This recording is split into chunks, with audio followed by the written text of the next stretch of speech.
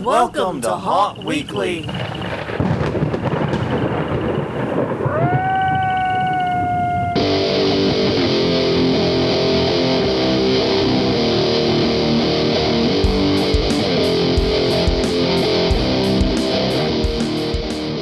Hello, everyone. I'm Jonathan. I'm Crystal. And this is Haunt Weekly, a weekly podcast for the haunted attraction, haunted entertainment community. Whether you're an actor, owner, or just plain aficionado, we aim to be a podcast for you. And we return to you with the luckiest episode ever if 3 happens to be your lucky number. Okay. Yes, because it's episode 333. Yes. 333. Yes. 333. No, it's going to be much funnier when we hit 350.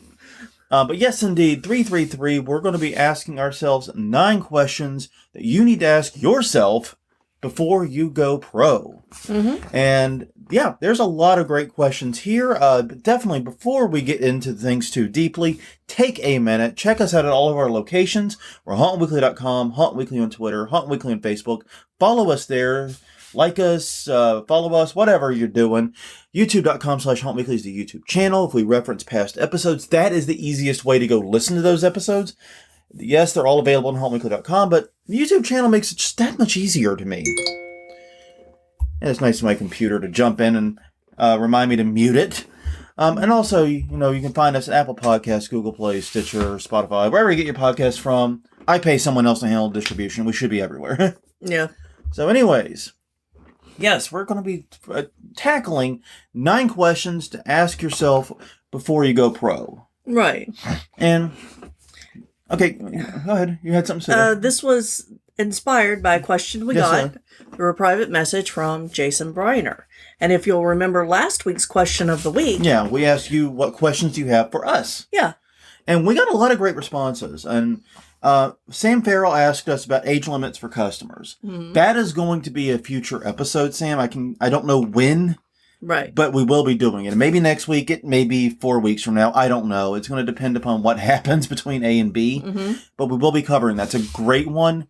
And one we actually have a lot of useful things we can talk about on that. So that's going to be good. Mm-hmm. Chris Gay said, if money were no object, what's your most wanted item? That is a really good question. And it kind of ties into some of the others. I don't know if that's a full episode, but I've been trying to think of an answer to that one ever since he asked it. Because there are definitely some CFX masks that I want. Yeah. But honestly, if money were no object, one of the first things I'm sure we would do is probably get into pneumatics and pneumatic props, at least some. I'd want a building. Oh, yeah, well, that's true. I don't think haunt vendors sell buildings. I get your logic there. This doesn't say anything about a vendor. It just says, what would I want? I want a building. Like a building big enough to hold all of my future dreams. So this is like an imaginary place, obviously. And all the stuff we already have. But barring that, yeah, I think pneumatics would be on the list of things to do. Pneumatics are expensive to get into. There's a lot of great props out there. And one of the things I do love about like Transworld and all the haunt trade shows is that you get to see how this art form is progressing. And it is an art form. Pneumatic props are a huge art form. And there's always been steady progress. Mm-hmm. I mean, as someone who has been stuck using spirit animatronics before, some real ones would actually be very, very nice. Now, one of the fears I would have is those props do break. They do wear out. And they're very expensive. Now, and we don't have the knowledge to fix them if they break. Yeah. So maybe we should also add in a pneumatics course in that. Well, so I've been looking at the basic pneumatic type thing because I've been wanting to build something small that's weatherproof for the yard display just to add a little movement to it. For years, and I've never found the time to do it. Yeah, and it's tough, and it's a big upfront expense, because not only do you have the prop, but you have the tank air tank compressor that you have to have. You have got all this equipment you have to buy just to have one prop. Once you get one prop in place, okay, pneumatic props are still expensive, but you don't have to repeat that upfront cost. Yeah, or the upfront learning curve. Exactly. It's one of those things where we just haven't been able to cross the bar for that upfront cost. Both time, knowledge, and money. Yeah. Kevin Hopkins asked, what's a void you see in the market? What are vendors not supplying? That is a great question. And I mean, that may be a full episode or something like that down the road. Yeah. To give a quick answer, though, I think we are not want for masks, for props. I think things targeted at home haunters. Okay. Because a lot of the vendors focus on pro haunts. And That's where the money is. It makes sense. Yeah, it is. But I think there is a market for home haunters for, medium tier budget kind of people. That's a really good answer because you just got me thinking about how there's this big gap between like Spirit Halloween / Home Depot level and Pro Haunt level. Those two things are a mile goddamn apart, and there's nothing that slots neatly into that space. Exactly. Because, I would buy something if there was a store that was a mid-tier store that I knew about. Yeah. That did relatively good quality, like prosumer level. Yeah, exactly. Like when we talk about like tools, power tools, Ryobi comes up as the prosumer level tool. A lot of people consider that a prosumer level. I don't know. I've never had any issue with Ryobi. We have a lot of Ryobi tools. I've never noticed anything wrong. But then again, we're kind of prosumer, so maybe it is. Yeah. But yeah. Yeah, we definitely don't buy the cheapest tools. No, God, anymore. No. Not since we can. We have learned from our Harbor Freight errant ways. Yes. It's don't do that. I think Harbor Freight and Spirit Motors are made by the same people. Well, the Harbor Freight Chicago Electric specifically, because they do have tiers at Harbor Freight now that are at least not horrible. Yeah, I know. I'm not saying good. My answer to that was going to be that we have all this professional stuff. What we are, I think, lacking from haunt vendors is vendors that supply the more mundane stuff of running the business. We have a million places to get great silicone masks. We have a million places to get props, both static and pneumatic and animatronic, and whatever. Costumes and everything. And we have tons of places to get the tech stuff, your boo boxes, any tech stuff you need. But there's a lot of mundane business stuff out there, and that doesn't have a dedicated vendor. Like we have dedicated haunt insurance vendors. Yeah. And that's good because we are a weird industry that has very specific and very strange insurance requirements. But we also probably need, like any business you would use in running a business could probably use a haunt specific one, like accounting. Yeah, exactly. Stuff like that. Or just like a business package, just to package it all together and say, if you are starting out, these are the things you need, Yeah, and that would be, and okay, LegalZoom. We need a LegalZoom for haunts. Yeah. We need that because that'll help you. I mean, LegalZoom will help you do a lot of business stuff. You can, establish your LLC. You can do things like that. But there's so much more that goes into a haunt, and there's a point where like LegalZoom just can't fucking help you because you're just too weird of a business for them. Yeah. They've not actually been able to target that. They have no motivation to target that niche. Is what I'm saying. They're a big company that likes to target the broadest audience. They're the Avengers, basically. They're a Marvel movie. We need our niche.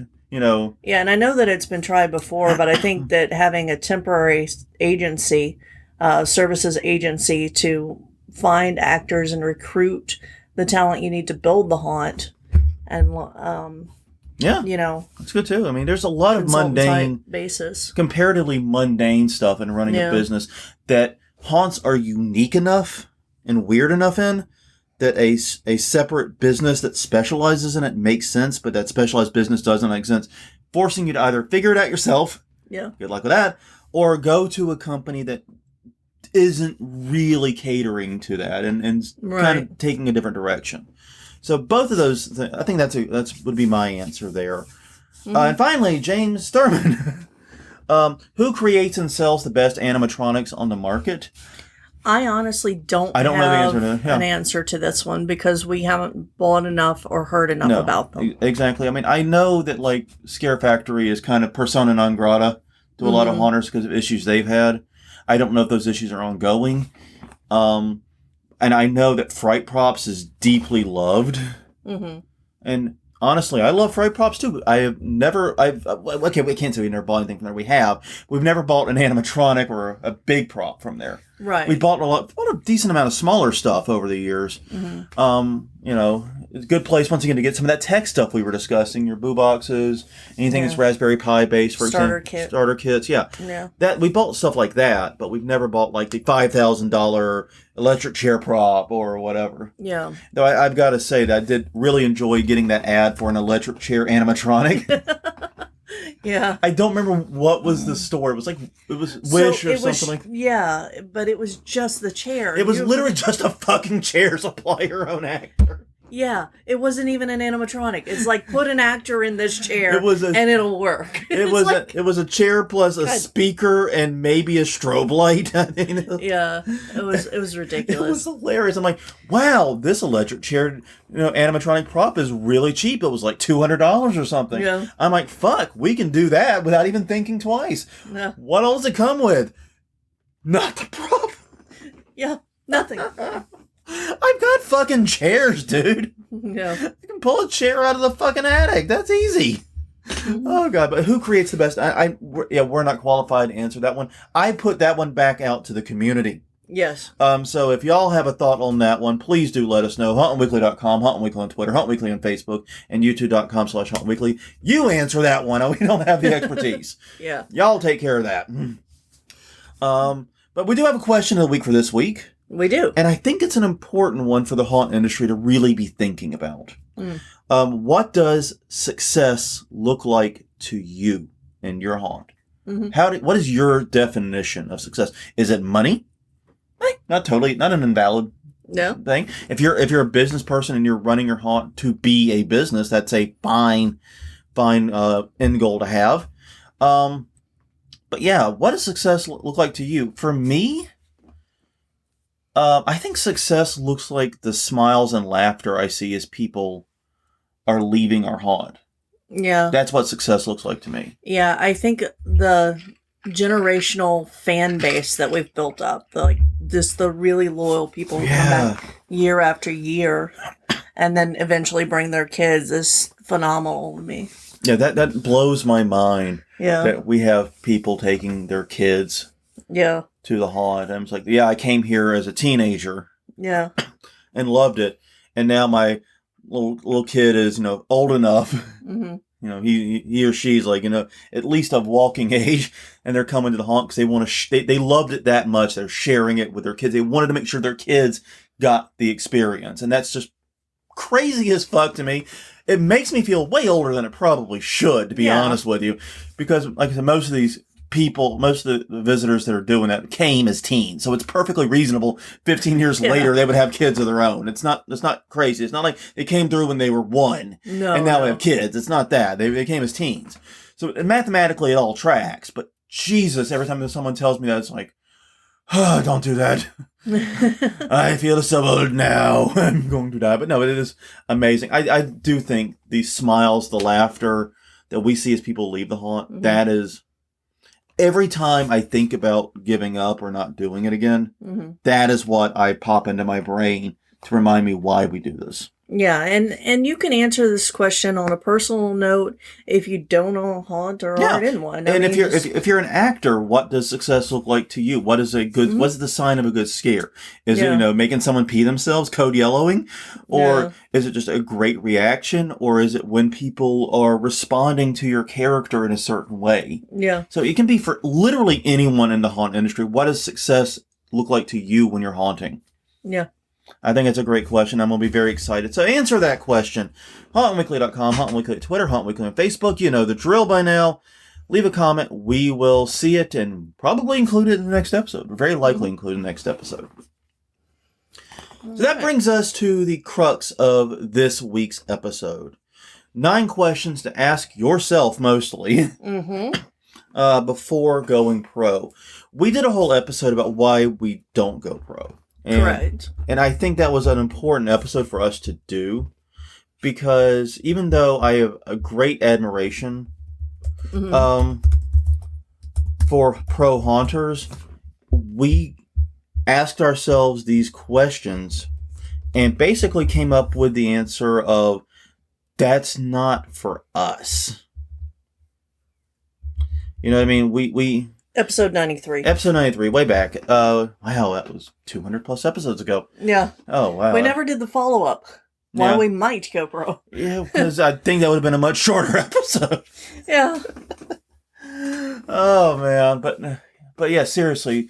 In a way, this is kind of the follow-up to that, oddly enough, because we're examining the questions that made us make that decision not to, and they may help you make that decision not to, or, very possibly, they will help you make the decision to go pro. Yeah.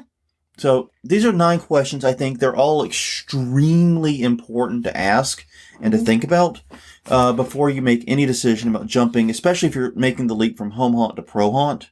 Mm-hmm. But you can also do many of these questions if you're thinking about doing your first home haunt or yard display or big Halloween thing this year. Right. So, first question, Crystal.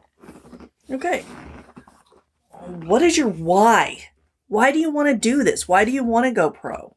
Yeah. Is it just because you love haunting so much?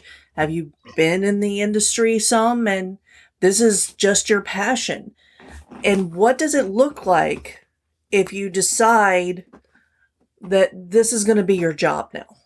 Yeah. This is what your livelihood depends on.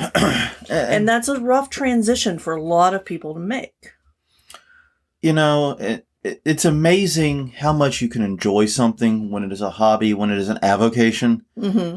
And it's something you are making the conscious choice to spend time on and know that you can walk away at any moment from. Right.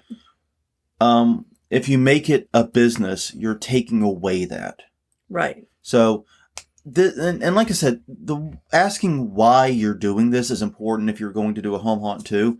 Why are you doing this? Why are you going to outlay a not insignificant amount of money and time into something that will never recoup either?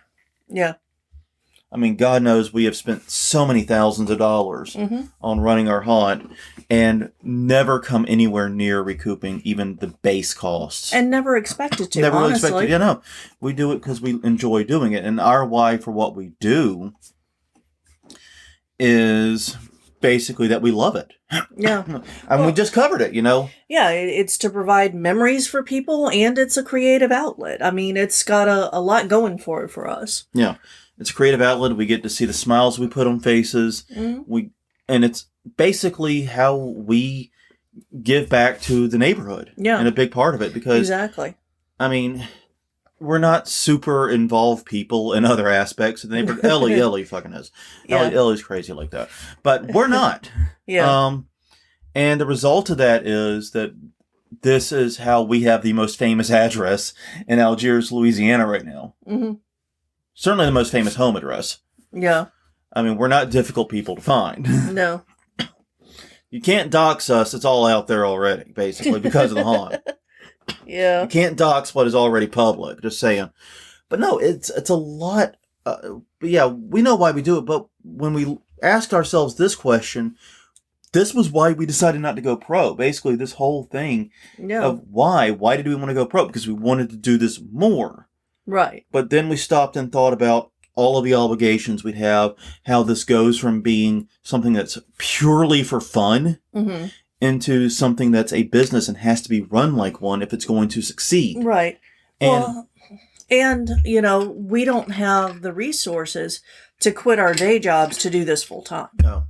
And that's basically and we're not young anymore. We can't do 40 hours a week at a day job and, you know, another 40 to 60 hours a week building a new haunt. Yeah. We don't have those resources. We don't have the mental, physical, or other capacity. We financial. Would need financial. Yeah.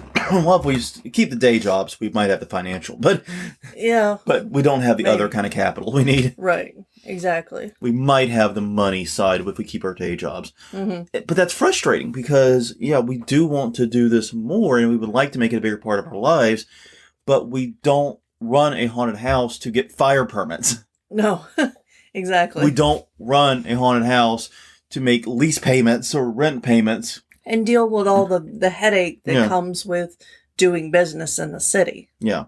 And New Orleans is not the most difficult city to do business in. No. I know this pretty well. It's pretty difficult to hold events in, though. Yeah, which haunted houses fall under. A lot of time. Oh, yeah, because the whole city is a mess with anything that is not one of three types of business. If you're wanting to launch a bar, a restaurant, or retail, or a retail store, New Orleans is easy. Yeah, it's really truly easy. Like it's from like even the bar thing. It's silly easy. The hard part with getting a bar going, and as we found out from some friends we have, is not New Orleans. Yeah. It's the fucking state. Yeah. And their handling of liquor licenses, because the state handles liquor licenses. That is the problem there. But still, if you're running one of those three types of businesses, New Orleans will stand and deliver for you pretty quickly. It's all super easy. Mm-hmm. If you don't want to run one of those three types of businesses, the city doesn't know how to deal with you. And I think that's true of a lot of places, too. I don't think that's just a New Orleans thing. Yeah.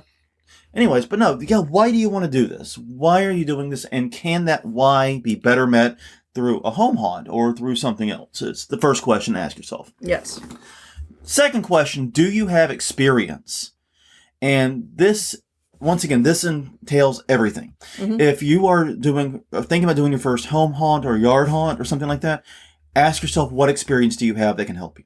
Yeah. And if you don't have a lot, maybe start really small. Focus on doing just a couple of things and getting those really well and then expanding over the next few years. Yeah, and if you do have experience, have you made those business connections that you need to make this successful? Because business is a lot about networking. Like, I didn't get that in college. They didn't say, you're going to have to network in order to do whatever it is you're wanting to do. But it's true. I mean, if you don't have the networks in place to, like, find actors, find the best deals on whatever animatronic you're looking for, or things like that, then you're going to have a rough time of it. Yeah, I agree. Let's just put it there. Yeah, you definitely, if you have no or limited experience, the best advice I can give anyone in that situation is, one, start small. Do not get ambitious out of the gate. I understand that you're excited about this idea, so you want to build the giant, home haunt, take up the whole yard and driveway. And if you're independently wealthy, go for it. Whatever. And you may be able to pull it off, but if you want to enjoy it, start small, learn as you go, expand as you learn. Mm-hmm. And it doesn't take that long. Like, we went from doing a porch thing to using the whole haunt garage to having most of the driveway now queue line. That all happened in the span of like 5 to 8 years. Yeah. Yeah. No joke. Yeah. And, there's a reason that most businesses either succeed or fail within 5 years. Yeah. Because that is the learning, growing period for any new venture. Yeah. So, what experience do you have? What connections do you have? Think about it. Just kind of figure out what you have and how you can apply it. The third one. Okay, what is your unique selling point? God. We have talked about this several times. Yes. Is it the idea behind your haunt that's going to make you you? Is it the theme, a specific scare, giant animatronics? I mean, what is it that you want people to know you for? And figure this out before you start. Yeah. Your USP, you're basically answering the question, why would anyone go to your haunt versus another haunt in the area, or in some cases, any haunt in the country? What makes your haunt stand out? Why should customers go to you specifically? Mm-hmm. And once again, if you are a home haunter, this still applies to you. What makes your home haunt unique? There are probably other home haunts in your area. What do you do that's special and unique? Yeah. And you need to think about that, because that's where you want to put your focus in terms of when you're doing that build, when you're putting in that work.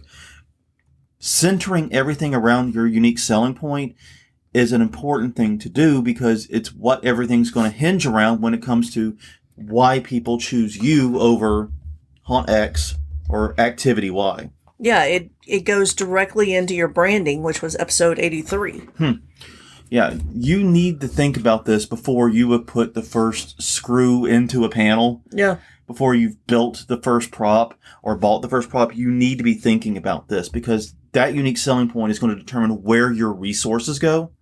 And that resource could be time, it could be money, it could be energy, but you're going to direct the lion's share of your resources to that unique selling point.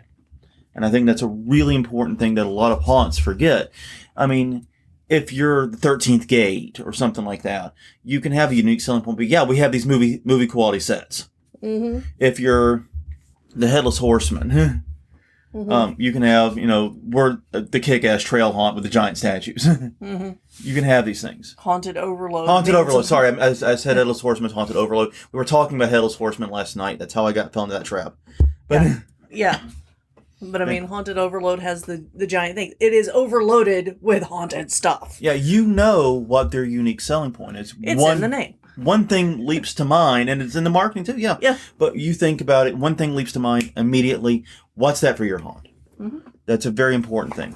Number 4, once again, a good question regardless if you're going pro or going for or starting your home haunt. What is your budget?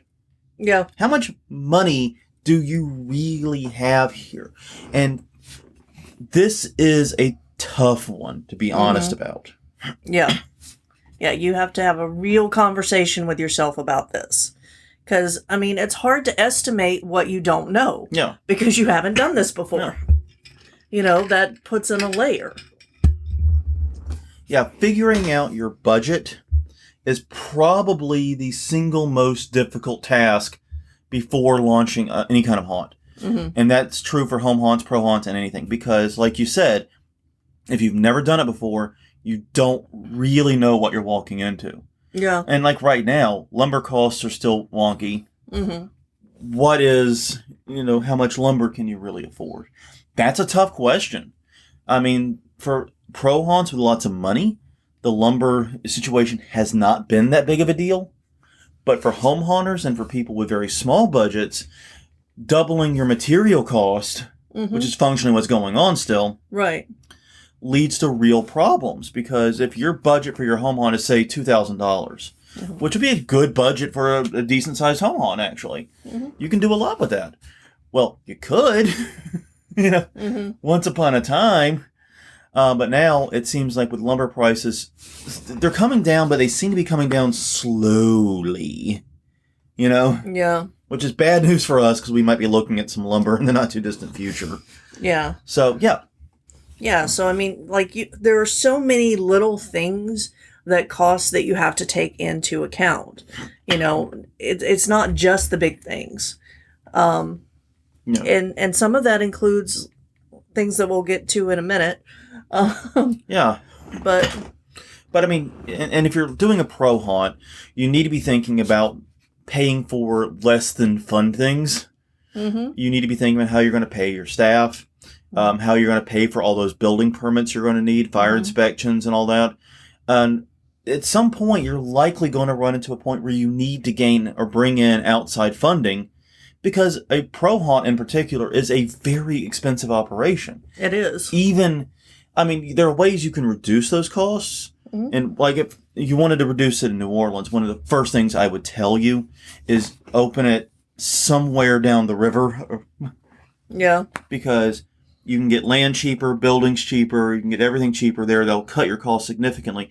Now, that's difficult because you're going to struggle to get New Orleanians and city folk to go to the country, so you're also limiting your market. Especially when there's, a haunted house within public transportation distance. Yeah, I can take the streetcar, not from my house because we're across the river, but okay, I can take the ferry to a streetcar and be at the mortuary totally via public transit. Yeah, or just a bus. Yeah. Yeah. Yeah, you can get to the mortuary by public transit or walking or biking if you're living in the city. You can't do that with Rise. You can't do that with 13th Gate if you're living in New Orleans. If you live in Baton Rouge.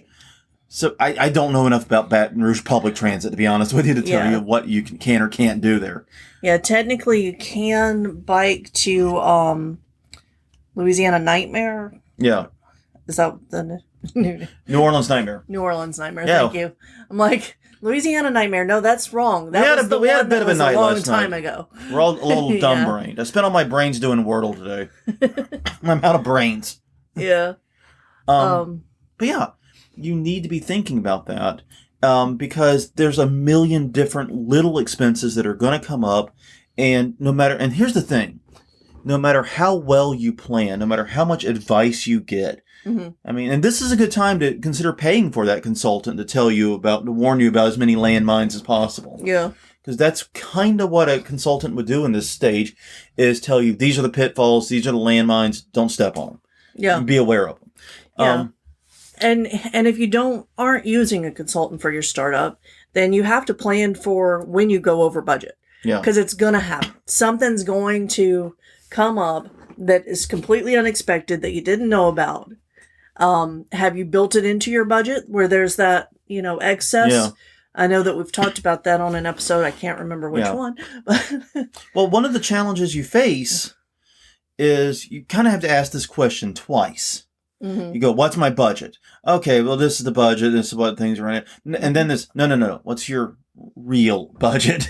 Right, exactly. What's the actual amount you can drop on this? Because you're going to go over budget, almost guaranteed. So what's the real ceiling? What's the real budget? Yeah. Yeah, you need to think about that. Number 5, Crystal. All right. Do you have a location?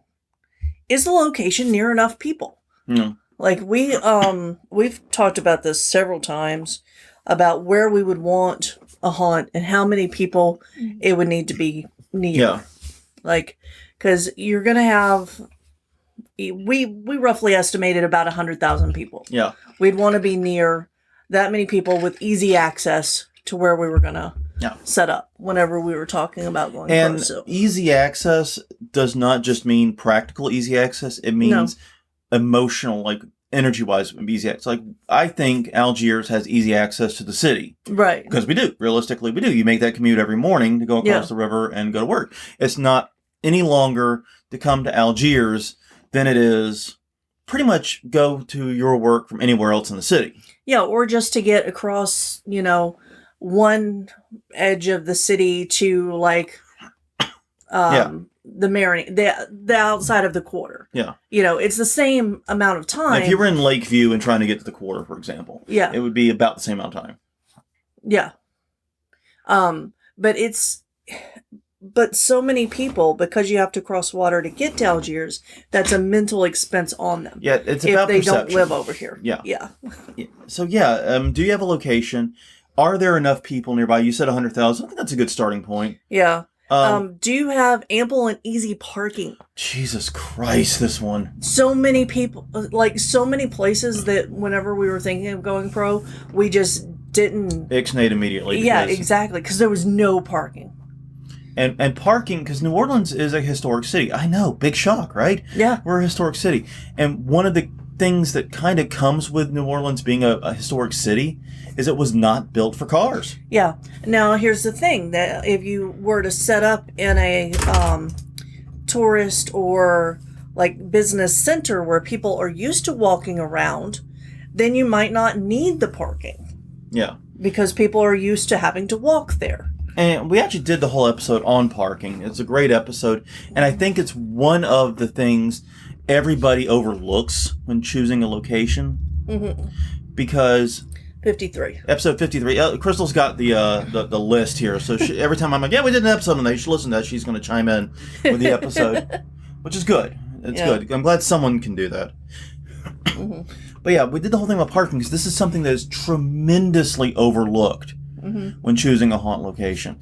And it's absolutely nuts to me that, like, and there have been some very successful haunts, and there are some very successful haunts where the parking situation sucks. Yeah. Hell's Gate. Yeah. Parking situation sucks. You have to park so far away. There's a shuttle bus to take you to Hell's Gate. Right. 13th Gate locally. Terrible parking situation. Yeah. We literally park semi-illegally every time we go to 13th Gate. Yeah. Because we park in the casino lot and then just don't go to the casino. Right. Exactly. No one's ever said anything. It's a huge garage. Even when 13th Gate is open, no one's in it. Right. But yeah, we park in the casino parking garage for free and walk to the 13th gate. And I'm pretty sure we're not supposed to do that. Yeah. But I also know that like we've been doing it for 15 plus years now and no one says shit. Yeah. So, you can't, you gotta actually tut us if you want us to change our behavior. Yeah. So is location ADA compliant already? Or do you have to do work to get it there? You know, and apparently we were going to have some background noise. Sorry. Yeah, I don't know what the hell that is. That's doing lawn stuff. Lawn stuff next door, yeah. But yeah, ADA compliance is a big deal. Mostly because retrofitting something that's not ADA compliant for ADA compliance is a nightmare. Yeah, exactly. It's a huge nightmare. Yes. We're actually dealing with this on campus right now because my building that I'm in is not ADA compliant. It was built before like people thought about like non people that were differently abled, we'll say, but people in wheelchairs were not considered in the design of this building at all. No, not at all. You know, there are stairs, there's no elevator. There's bathrooms where you have to take stairs to go to the bathroom. Yeah, exactly. I'm on the second floor. I have to go downstairs and all the way the other end of the building every time I need to go. Yeah, that's not fun. So this building was like not designed for the ADA. So what they're doing is they're actually going to move her department and then the other departments in the building out to a different building that is ADA compliant. Yeah. That was a newer building. And they're basically going to move the campus police, I understand it, to the first floor. We have no idea. Everything's still in flux. We just know there are moving. There are movings happening. But they're going to basically only use the bottom floor. Because the building is completely ADA compliant if you only use one floor. Yeah, exactly. And waste the other 2 floors? One. Oh, one. It's only a 2-story. Okay, so but it was supposed to be a temporary building during a war. Oh. You ever notice how temporary solutions become permanent solutions real fucking fast? Yeah, exactly. That's one of those things, right? Yeah. Also, and related to this, have you spoken with your local fire marshal about any renovations you'll need for fire code compliance? This is tricky. Because, and we're going to talk more about the fire marshal stuff in a second, but basically, a lot of the requirements for a haunted attraction are different than requirements for like a retail space, right? Or for like a restaurant or whatever. And one of the things you run into is like we are required to have sprinklers. Yeah. Not every space is required to have sprinklers, especially if they were built some time ago before those standards were really common. Right. And you run into this problem a lot in New Orleans, where seemingly modern buildings were built actually in the 60s or 50s even. Yeah.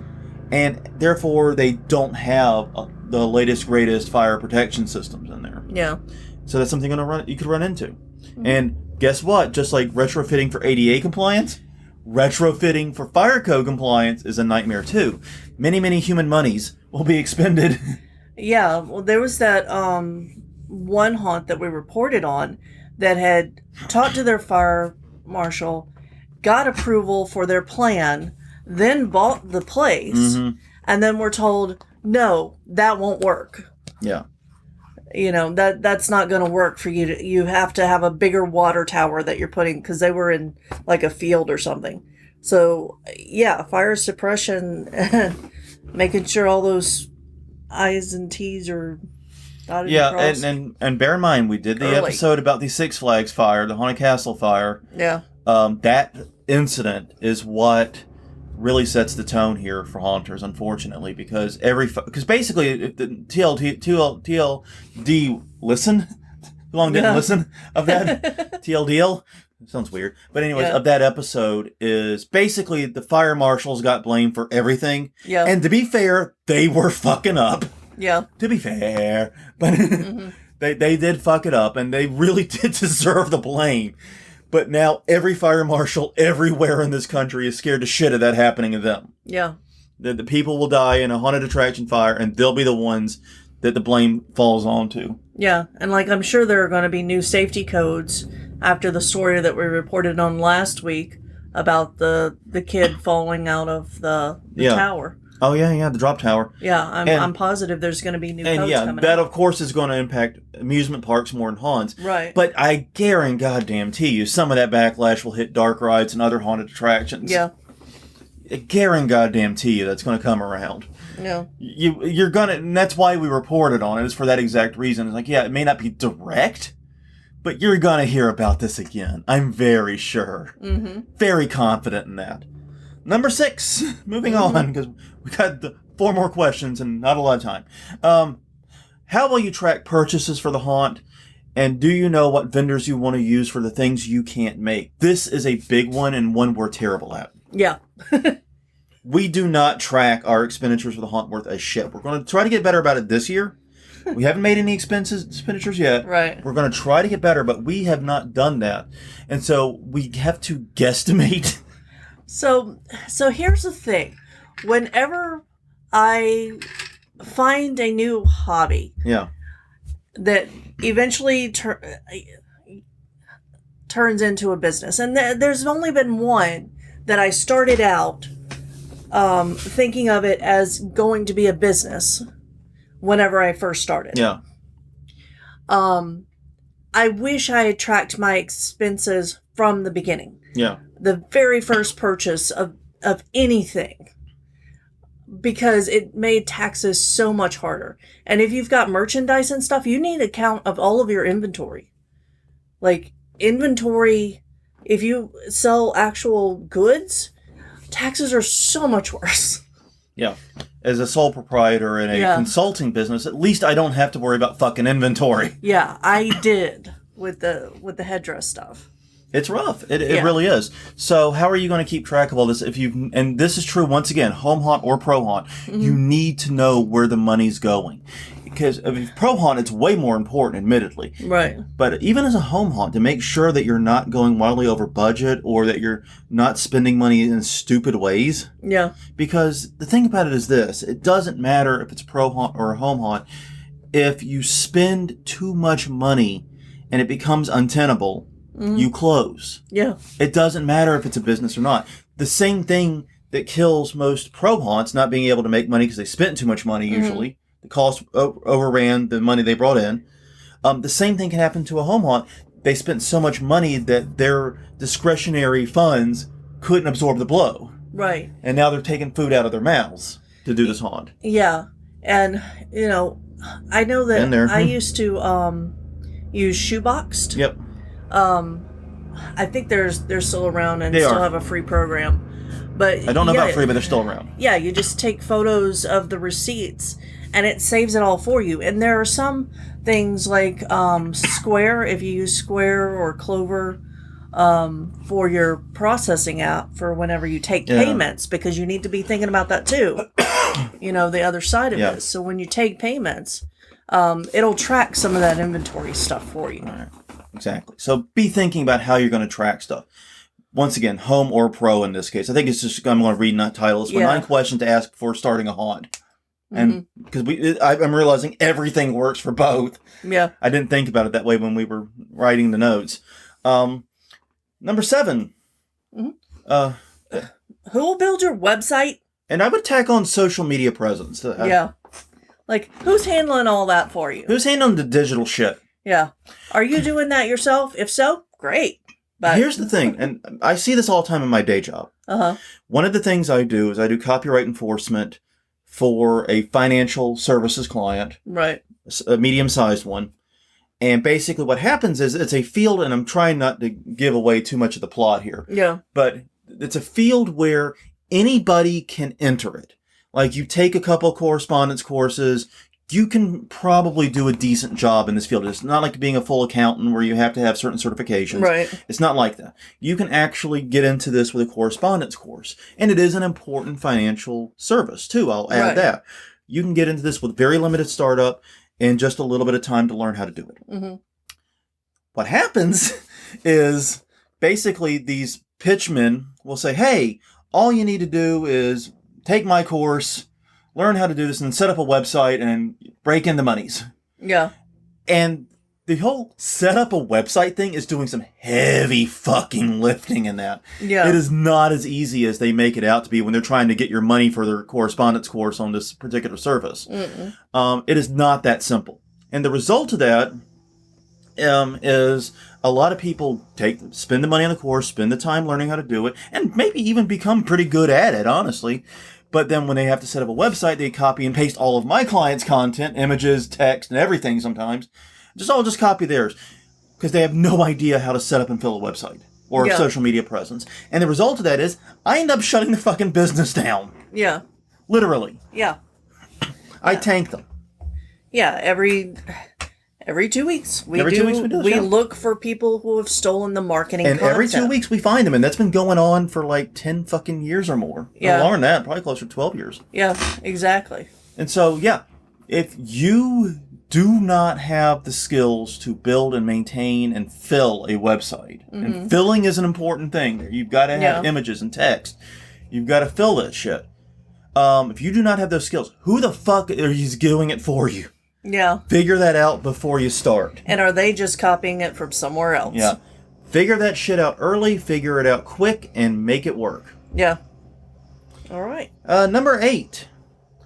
How will you market your first year? What is going to be your marketing strategy?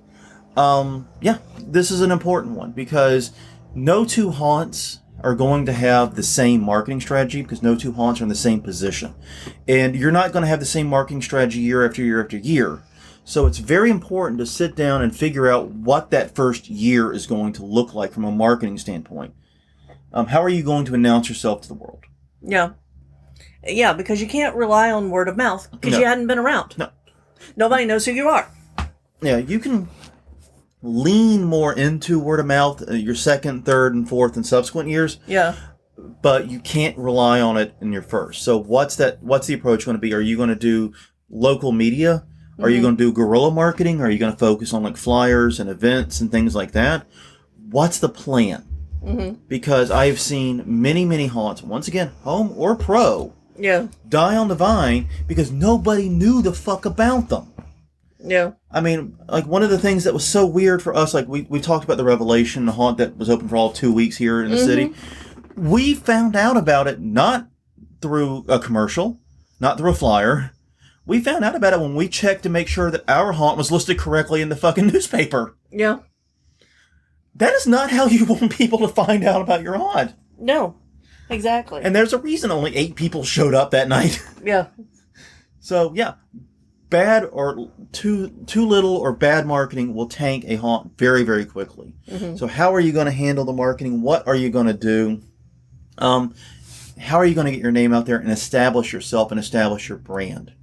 So this goes back to the unique selling point. This goes back to the other questions we were having people ask. Now that you should know what your unique selling point is, that will guide your marketing. But now you got to think about the brass tacks. Where's the money going? How are you doing it? Like I said, I've seen haunts with absolutely terrible ideas. I knew one haunt, this was going to date me very, very badly in about 5 seconds here, but their whole marketing budget, I shit you not, was based upon MySpace marketing. Yeah. He blew his entire marketing budget, other than I think some flyers, on a digital campaign on MySpace. Yeah, I'm old, but I am not marketing on MySpace and being successful because of it old. Yeah. I'm not quite that old. You dig it? Yeah. So it's like, yeah, it did not work. It was an abject fucking failure. And if he had told me about it before he yeeted all the money at it, I would have been, I'd have smacked him around for even having the idea. He gets the pimp hand. You know? Yeah. Yeah. For more tips on marketing, by the way, you can go to episode 35 for guerrilla marketing, episode 82 for questions that you need to ask yourself about marketing. And then we also interviewed Alex Berlin. Yes, excellent episode. Yes, and that was episode 283. Yeah, Alex, who is currently in the city. Yeah. We've seen him once, and we're hoping to see him again very soon, because he's hanging out in New Orleans for a while and doing his thing here. Wish him well. Hope, Alex, if you're listening to this, hope the New Orleans is treating you right. But yeah, marketing is such a tricky thing and it's so easily overlooked. You need to be thinking about this once again before the first screw goes in, before your first expenditure, because hey, budget. Yeah. You got a budget for this shit. And also, you need to know the direction of this just because you're going to start work on the marketing way sooner than you probably think. From a timeline perspective, I'll put it like this. If you're opening a haunt in October this year and you're not already working on your marketing, and we're in, it's Ides of April pretty much when we're recording this. If you're not already working on it, you're behind. Yeah. You're way the fuck behind, actually. Yeah, if you're not already recruiting for a first-time haunt, you're behind. Yeah, you're behind. Honestly, if you're seeing this and you're listening to this episode, you're like, I'm going to start a haunt, and it's not just a small pro haunt that you yourself can handle. I mean, a small home haunt, rather. And my advice, honestly, is wait till next year. Yeah, start getting your ducks in a row. Yeah. Start work, but plan on opening next year. Yeah. Trust me, I've seen so many haunts die because they did not allow themselves adequate time, not enough runway to get going. And yeah, don't make that mistake. Don't be ambitious. Don't try to open a haunt in 2022 if you're trying to go pro and go big now. Do a home haunt. Do something small. Yeah. Do something that's actually within the means of these next 6 months or so. And don't faff around with a full... But also, eventually you will want to open. Yeah. And so you have to stop the planning and just do it eventually. Because if you never do it, then you're never opened. And do remember that no plan survives contact with the enemy. Yeah. As the saying goes. That's very true here, too. And number 9, we're wrapping it up now. Yes. What's the backstory and theme of your haunt? Yeah, we've talked about the backstory thing. We've harped on a lot. Marketing and backstory are things we harp on all the time because they're things we're A, passionate about, and B, things we do as part of our day jobs. Yeah. Writing, marketing, these are things that we do as part of our day job and have a decent handle on at the very least. Yeah, what is the backstory and the theme for your haunt going to be? What story are you trying to tell? This ties back into that USP because that unique selling point of your haunt is going to be the center upon which everything rotates. Your marketing is going to stem from it. Your backstory is going to stem from it. Literally everything that we talked about here is going to stem from that one way or another. Your location is going to be hinging upon that. So yeah, what you need to do is be thinking about your backstory in conjunction with that USP. So the idea is when you do go pro, when you do open or whatever it is, you already have something that the customers have sank their teeth into and hopefully understand and can tie in. Because most people's first exposure to your haunted attraction, once again, home haunt or pro haunt, is going to be your website and your backstory. Yeah. That's literally the first thing people are going to see. And so if it's good, it can sell a lot of tickets and it can make your haunt better for pretty much free because it doesn't cost you money to write a backstory. Exactly. This is one thing you don't got a budget unless you're hiring a writer to do it. And then you got a budget for it. Yeah. But unless you're hiring someone else to do it, then you got a budget. Yeah. But it's pretty much free. It's the first exposure and the first thing people are going to see about your haunt other than like the flyer, other than whatever the marketing is to get them to check out your haunt. And yeah, it's important. And the thing about it is, we've seen this so many times, people open haunts, they have no backstory, no theme. Oh, the theme is we're a blah, blah, blah haunt. But what does that mean? Yeah. If I don't know shit about you and your haunt, what should that mean to me? What can it mean to me? Nothing. It can't mean a damn thing. No. Because you haven't told me a story. You haven't given me a theme. You haven't given me anything to associate with your haunt. We have the carnival theme, the traveling sideshow circus style theme that we use because I've always been fascinated with sideshows. And we have, Bernie Baxter based upon New Orleans history.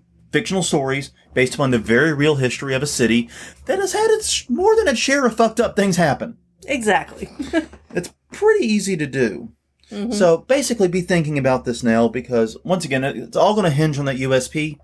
But having a backstory lined up before you start putting paint on the wall, before you start building anything, makes it so much easier and gives you a direction to take everything in. Yeah. And I would also, I would plan out the first couple of years at least. Oh yeah, I would too. Absolutely, that's a great idea. Yeah. All right, but that's all we have. That's the 9 questions to ask yourself before starting a haunt. Yeah, there are plenty more. Oh, there are tons more. This is just 9 Yeah. that often get overlooked, and the backstory one gets overlooked so quickly, and the website one gets overlooked so easily. Yeah. People don't think, oh yeah, I need a website. It's not enough just to build a haunt and put it up in a building somewhere. I need a website. I need a presence. Yeah. Well, okay. How are you going to do it? And Facebook is not a website. No, it is not. It's a thing that you can connect to your website, but it's not a website. And it is honestly very important. I find it very interesting that the haunted attraction industry is so married to Facebook, but that seems to be where the customers are, so I can't object to it. Right. Now that may eventually change, though. Oh yeah, and you're gonna need your TikTok, you're gonna need your Instas, you're gonna need that type of stuff too. Mm-hmm. But yeah, it's crazy that the haunted attraction industry is still so tied to Facebook, and it seems to be where the customers are, so I can't criticize it. Right. Well, on that note, everyone, thank you very much for joining us for the past hours. We ramble on about 9 questions to ask yourself before you open a haunt. Mm-hmm. Please, please, please do take a minute. Check us out at all the places we are. We're at hauntweekly.com, Haunt Weekly on Twitter, Haunt Weekly on Facebook, and youtube.com/hauntweekly. We're also, wherever you get your podcast from, we're there. I guarantee you we're stalking you. No, we're stalking you in particular, Dave. Now, I don't know if anyone named Dave is even listening, but if there is someone named Dave listening, he's probably a little freaked out. Oh, probably not. But until next time, people. I'm Jonathan. I'm Crystal. And this has been Haunt Weekly, episode 333, 33s, talking about questions to ask for opening a haunt. We will see you all next week, where we'll probably answer one of the great questions we got in last week's Question of the Week. Yeah. We'll see you all then.